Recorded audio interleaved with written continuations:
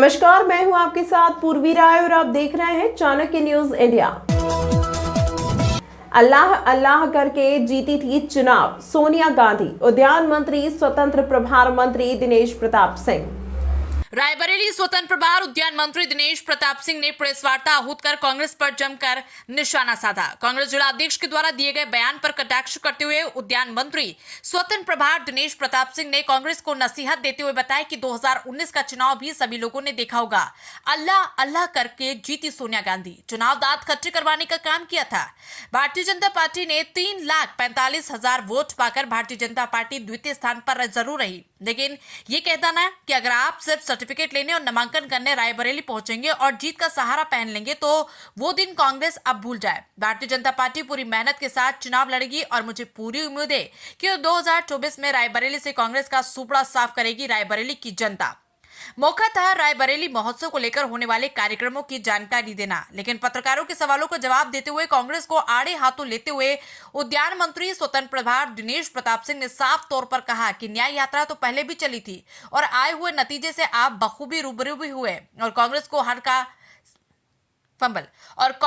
हार का सामना करना पड़ा था। 2024 के चुनाव में रायबरेली की जनता अब रायबरेली में बदलाव की मूड में है और मैं दावे के साथ कह सकता हूं कि गांधी परिवार का कोई भी सदस्य, चाहे वो जो भी हो, चुनाव मैदान में उसे हार का सामना करना ही पड़ेगा और रायबरेली की जनता अब की बार भारतीय जनता पार्टी के प्रत्याशी को बहुमूल्य वोट देकर विजय बनाने का काम करेगी या फिर रायबरेली की जनता कांग्रेस प्रत्याशी को चुनाव जिताकर दिल्ली भेजने का काम करेगी।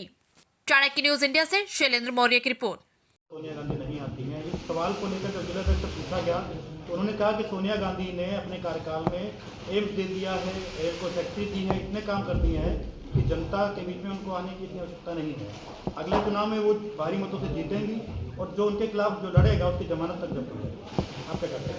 मैं समझता हूँ जिन्होंने बयान दिया है उन्होंने 2019 का भी चुनाव देखा है।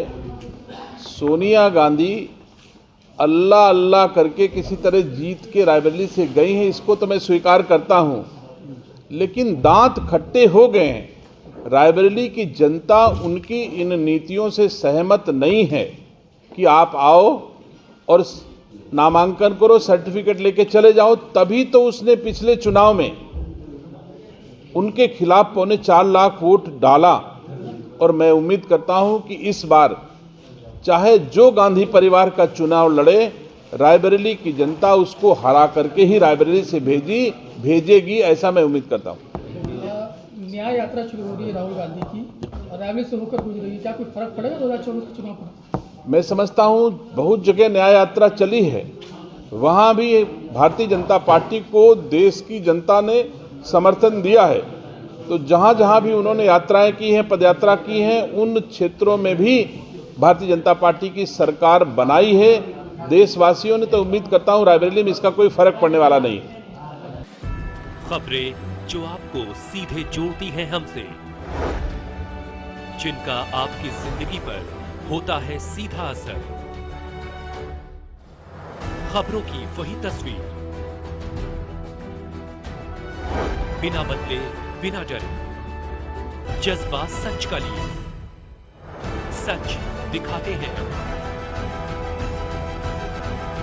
चाणक्य न्यूज इंडिया, हम हैं हिंदुस्तानी।